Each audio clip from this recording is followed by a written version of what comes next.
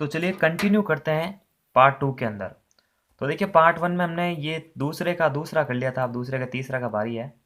और मैंने आपको पहले ही बताया था कि मैं यहाँ पर सिर्फ आपको गाइड करने आया हूँ, हिंट बता दूंगा, करना आप ही को, ठीक है ना। तो ये वाला क्वेश्चन है, इस वाले क्वेश्चन को कर रहे हैं। तो देखिए इसके मूल ज्ञात करने से पहले इस समीकरण को थोड़ा सीधा कर दीजिए, क्योंकि देखिए 1/8 प्रॉब्लम करेगा। जैसे इनमें देखिए सभी जो गुणांक है वो ऊपर की तरफ है, जैसे ये 10 ऊपर की तरफ है, 3 ऊपर की तरफ है, √2 ऊपर की तरफ है। तो देखिए 8 ये नीचे क्या कर रहा है, पहले इसको अपन सिंपल कर देते हैं थोड़ा सा, ठीक है। तो देखिए इसको सीधा करने का तरीका क्या रहेगा, इस 8 को जो है सभी से इंटू कर दीजिए, यानी सभी पदों से इंटू कर दीजिए 8 को।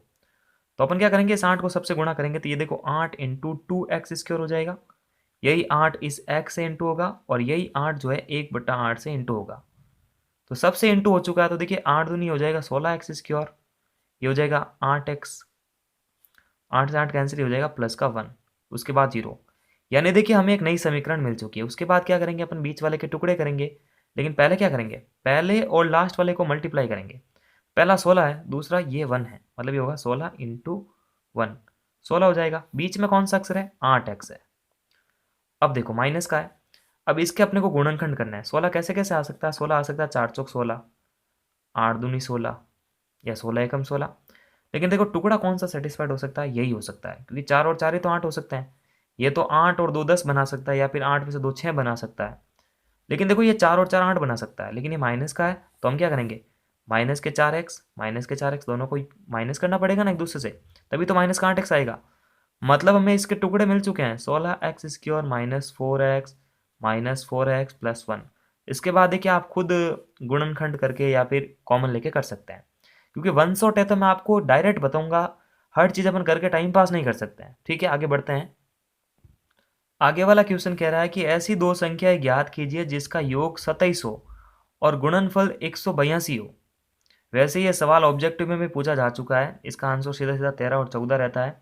लेकिन इसको करना कैसा है, अब देखिए कह रहा है कि दो संख्याएं ज्ञात कीजिए जिसका योग। तो अब इसको कैसे कर सकते हैं, तो लिखते हैं इसको एक बार। तो देखिए सवाल हमें खुद कह रहा है कि दो संख्याओं का योगफल 27 है। तो जब दो संख्याओं का योगफल 27 है, तो अपन अगर एक को x मानेंगे तो दूसरे को मानेंगे 27 माइनस एक्स। तो माना कि प्रथम संख्या, ठीक है ना, प्रथम संख्या हमारी हो जाएगी x। अब दो संख्याओं का योग अगर 27 है, तो अगर पहली x होगी तो दूसरी ऑटोमेटिक हो जाएगी 27 माइनस एक्स। अब सेकंड स्टेटमेंट कह रहा है कि इन दोनों संख्याओं का जो गुणनफल है वो 182 है। मतलब ये दोनों अगर गुणा होगी तो 182 को सामने लिख सकते हैं अपने इसको इस प्रकार से, यानी 182 बन जाएगी, ठीक है ना। तो प्रश्न अनुसार दोनों का गुणनफल कितना है, 182 है, तो अपन लिखेंगे गुणनफल 182। तो डायरेक्ट अपन कैलकुलेशन कर देंगे, क्योंकि वन शॉट है तो अपन थोड़ा सा ऐसे ही पढ़ेंगे जैसे कोचिंग में पढ़ते हैं, ठीक है ना। इतना अपन टाइम पास नहीं कर सकते हैं, सिस्टमेटिक लिख लिख कर टाइम पास इतना नहीं करेंगे, ठीक है ना। क्योंकि मैं एक वीडियो 10 मिनट की बना सकता हूँ।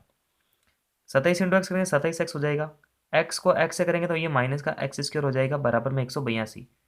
अब इस 182 को इधर ले आइए आप, तो ये बनेगा 27x माइनस x² माइनस का 182। अब इसको देखो द्विघात की समीकरण के रूप में लिख सकते हैं। x² पहले होगा, उसके बाद x होगा, उसके बाद गणित का कोई अक्षर होगा, तो ये तो अपनी जगह पे है, बस इन दोनों को चेंज करना पड़ेगा। माइनस का x² आगे, प्लस का 27x पीछे, और माइनस का 182 पीछे। अब देखिए इसका चिन्ह परिवर्तन करना जरूरी है, क्योंकि आगे वाला नेगेटिव नहीं होना चाहिए। जैसे ये नेगेटिव दिख रहा है ना आपको, ये नेगेटिव नहीं होना चाहिए। तो इसको पॉजिटिव कर सकते हैं अपन, चिन्ह बदल देंगे प्लस v से, यानी चिन्ह बदलने पर x², जब ये माइनस से प्लस होगा तो वो प्लस से माइनस हो जाएगा। यानी सारे चिन्ह जो है पीछे वाले ऑटोमेटिक बदल जाएंगे, प्लस से माइनस, माइनस से प्लस। अब इसके टुकड़े करने पड़ेंगे अपने को, टुकड़े याद होने चाहिए आपको। तो इसके टुकड़े आप याद कर लीजिए, इसके टुकड़े होते हैं दोस्तों 13 और 14, क्योंकि 13 और 14 को इंटू करने पर 182 आता है, और जोड़ने और घटाने पर आता है 27x। ठीक है, याद कर लेना आप, क्योंकि ये एक ही सवाल है तो याद कर ही सकते हैं आप। तो माइनस का 14x और माइनस का ही 13x, प्लस का 182 बराबर में है 0।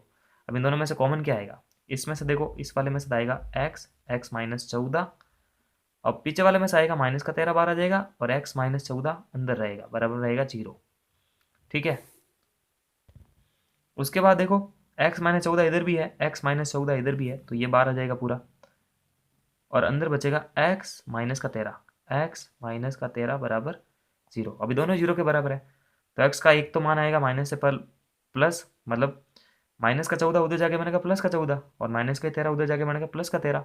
मतलब जो एक्स के जो मान आएंगे वो आएंगे 13 और 14, और यही वो दो दो संख्या है जिनका योग करते ही 27 आएगा और इंटू करते आएगा 182। आगे बढ़ते हैं। आगे वाला सवाल कह रहा है कि दो कर्मागत धनात्मक पूर्णांक ज्ञात कीजिए जिनके वर्गों का योग 365 है। अब दो कर्मागत है, कर्मागत का मतलब है कि एक के बाद एक है, तो अपन एक एक्स मानेंगे और दूसरा एक्स के जस्ट बाद एक, मतलब एक्स प्लस एक, दोनों का वर्ग करेंगे और वर्ग करके सामने लिखेंगे 365। ये बहुत सिंपल प्रश्न है, चलो इसको कर ही लेते हैं। तो क्वेश्चन नंबर कौन सा हो गया अपने पास में, फोर्थ हो गया। दो कर्मागत संख्या, ठीक है ना, तो अपन पहली धनात्मक संख्या मान लेंगे, पहली मान लेंगे इसको x, और दूसरे इसके कर्मागत है मतलब इसके बाद ही है जस्ट, तो ये हो जाएगी x प्लस एक।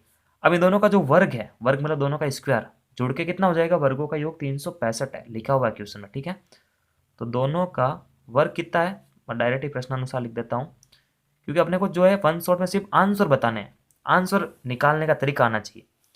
तो दोनों का वर्ग कर लेते हैं एक बार, मतलब x का स्क्वायर और x प्लस वन का स्क्वायर, दोनों का योग हो जाएगा 365, ये लिखा हुआ है इसमें। अब इसका तो कोई होने वाला है नहीं कुछ, तो ये तो खाली सीधे सीधे एक्स स्क्वायर होगा। यहाँ पर ए प्लस बी का होल स्क्वायर लगेगा, मतलब ये बनेगा ए प्लस बी का होल स्क्वायर, जो कि होता है A square plus 2ab plus B square. तो इसके हिसाब से ये क्या बनेगा, एक्स स्क्वायर। अब 2 इंटू ए इंटू बी करेगा तो ए का मान तो एक्स है, बी का मान एक है, एक्स इंटू एक एक्स ही बनेगा, और वापस 2 से इंटू होगा तो ये बनेगा 2x। लास्ट में बी स्क्वायर है तो मतलब बी का स्क्वायर मतलब एक का स्क्वायर होगा, एक ही 365 इसके सामने रहेगा। उसके बाद देखिए एक्स स्क्वायर और एक्स स्क्वायर को जोड़ने पर क्या आ जाएगा, सीधा सीधा हमने को दिख ही रहा है 2x स्क्वायर आ जाएगा, और उसके बाद आएगा ये सिंपल अपना 2x, ये हो जाएगा प्लस का 1 बराबर में 365। अब इस 365 को अपन इधर लाएंगे, पक्षांतर करेंगे तो ये बनेगा 2x स्क्वायर प्लस का 2x प्लस का एक माइनस का 365 इधर आ जाएगा, मतलब प्लस का था वो उधर आके बन गया माइनस का। अब देखिए क्या होगा, इसको माइनस कर देते हैं, 2x स्क्वायर प्लस का 2x, और ये देखिए 365 में से अगर एक प्लस का निकलेगा तो बनेगा 364 माइनस का। इन सब में से देखिए दो दो कॉमन आ रहा है, तो अपन इसको दो को अगर कॉमन ले लेंगे तो अंदर बचकर एक्स स्क्वायर प्लस एक्स, और देखो इसका जब दो में से कॉमन लेंगे ना तो इसको क्या बनेगा, ये बनेगा सीधा सीधा दो एकम दो, इसको चलो आधा करते हैं दो से ही, तो दो का भाग देते हैं, दो एकम दो, 16 दो आटे 16 और दो दूनी 4, मतलब 182।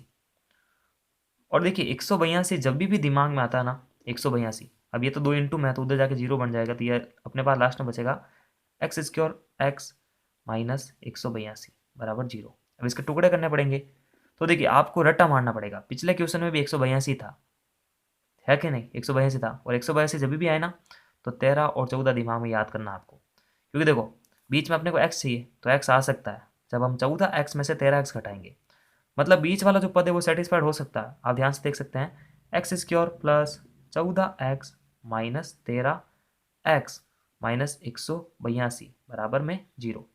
अब यहाँ तक लाके मैं छोड़ चुका हूँ, उसके बाद आप खुद कर सकते हैं, इन दोनों में से कॉमन लेंगे, फिर इन दोनों में से कॉमन लेंगे, ये पीछे वाला ही क्वेश्चन है सेम टू सेम, ठीक है। उसके बाद आगे बढ़ते हैं। तो पांचवा सवाल कह रहा है कि एक समकोण त्रिभुज की ऊंचाई इसके आधार से 7 कम है, यदि इसका कर्ण 13 सेंटीमीटर का हो तो अन्य दो भुजाएं ज्ञात करो। ठीक है, ये भी कर लेंगे। तो देखिए सबसे पहले तो अपन एक समकोण त्रिभुज ही बनाते हैं ताकि प्रॉब्लम ही ना रहे। तो देखिए समकोण त्रिभुज कैसा होता है सबको पता है, वैसे तो ऐसा ही होता है। अब देखो मैं क्वेश्चन की लाइन पढ़ रहा हूँ, जैसा आपको पता है कि ये तो अपना आधार हो गया, ये अपना आधार हो गया, ये अपना लंब हो गया और ये अपना कर्ण हो गया, ठीक है। अब ये कह रहा है कि समकोण त्रिभुज की ऊंचाई इसके आधार से, देखो ऊंचाई मतलब इसका लंब, ऊंचाई उसके आधार से, अब आधार मतलब ये वाला नीचे वाला आधार, ठीक है ना, जिसको अपने को ए मान रखा है।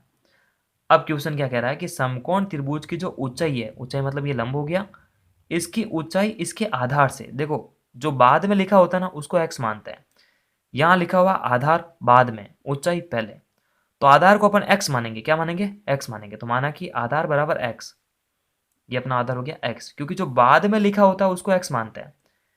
तो इसकी जो ऊंचाई है इसके आधार से 7 कम है, तो सीधे सीधे अपने को पता लग रहा है कि अगर आधार एक्स है और ये जो ऊंचाई है वो आधार से 7 कम है, मतलब इस x में से 7 कम है, मतलब क्या होंगे, x माइनस 7 होगा। सिंपल सा पता लग रहा है आपको कि समकोण त्रिभुज की जो ऊंचाई है वो इसके आधार से, आधार माने x, इस x से कितना कम है, 7 कम है, तो ये हो जाएगा x माइनस 7। अब ये कह रहा है आगे वाले प्रश्न में कि यदि कण जो है 13 सेंटीमीटर हो, अब ये जो कण है वो 13 सेंटीमीटर है, तो अपने को देखो सब कुछ मिल चुका है, अपने को सभी भुजा निकाल सकते हैं अपन आराम से। ये 13 तो एक तो कण दे ही रखा 13, अब ये दोनों निकाल सकते हैं। जब x का मान आएगा तो ऑटोमेटिक ये दोनों मान आ जाएंगे। तो अपने को पता है कि भाई ये एक समकोण त्रिभुज है और समकोण त्रिभुज में पाइथागोरस का प्रमेय लगता है। तो इस पाइथागोरस के प्रमेय के हिसाब से क्या होगा, इसका वर्ग इसका वर्ग इसके वर्ग के बराबर होगा। मतलब ये क्या होता है, कर्ण का जो स्क्वायर है वो लंब के स्क्वायर और आधार के स्क्वायर के बराबर होगा। कर्ण का स्क्वायर अपने पास में 13 का स्क्वायर, लंब अपने पास में है x माइनस 7 का स्क्वायर और आधार अपने पास में है खाली x का स्क्वायर। साइड चेंज कर देंगे तो देखो अपने को क्या करना है, x माइनस 7 में लगेगा अपने पास में a माइनस बी का होल स्क्वायर, जो कि होता है a square minus 2ab plus का b स्क्वायर। अब देखो 13 का वर्ग तो होता है 169, उसके बाद देखिए ये होगा एक्स स्क्वायर मतलब A square minus 2 into A B, 2 into A into B मतलब क्या होगा, एक्स इंटू 7 होगा पहले तो, फिर वो 2 से इंटू होगा मतलब 7 दूनी 14 हो जाएगा, 14x हो जाएगा प्लस 7 साथ ही गुण 50 यानी बी का स्क्वायर, और लास्ट में देखो एक्स स्क्वायर तो बच ही रहा है। अब क्या होगा, ये वाला एक्स स्क्वायर और ये वाला एक्स स्क्वायर बनेगा 2x स्क्वायर, तो ये बनेगा 2x स्क्वायर माइनस का 14x और प्लस का 49, और देखो सामने क्या 169 है, अब ये वाला 169 शिफ्ट होकर आएगा माइनस का बन जाएगा। तो नई समीकरण अपने को प्राप्त होगी 2x स्क्वायर माइनस का 14x प्लस का 49 माइनस का 169 बराबर 0। अब देखो क्या होगा, 2x स्क्वायर माइनस का 14x, अब इसमें से घटाएंगे अपन तो सीधा सीधा क्या प्राप्त हो जाएगा, माइनस का ही प्राप्त होगा क्योंकि माइनस की संख्या बड़ी है। माइनस का 0 2 और ये 120 हो जाएगा। अब देखो इन सब में से देखो आप खुद देखो 2 कॉमन आ रहा है, तो दो दो जब कॉमन आएगा तो अंदर बचेगा 7x और ये बनेगा 60 बराबर 0। अब देखो ये बन गया अपने पास में द्विघाती समीकरण, इसके टुकड़े करके सॉल्व करने पड़ेंगे अपने को, या फिर आप सिद्धराचार्य का सूत्र भी लगा सकते हो, लेकिन टुकड़े आ रहे हैं तो फिर टुकड़े लगाओ ना। तो पहली वाले और लास्ट वाले को गुणा करना, पहला वाला अपने पास में एक्स स्क्वायर है और लास्ट में अपने पास 60 है, एक्स स्क्वायर इंटू 60 करेंगे तो अपने पास तो 60x स्क्वायर आएगा, बीच में टुकड़ा है अपने पास में 7x। अब देखो 60 के ऐसे टुकड़े फाइंड करने हैं जिसको जोड़ने घटाने पर या तो 7x आ जाए और इंटू करने पर आ जाए 60। तो मेरे को तो याद है, आपको भी याद कर लेना चाहिए।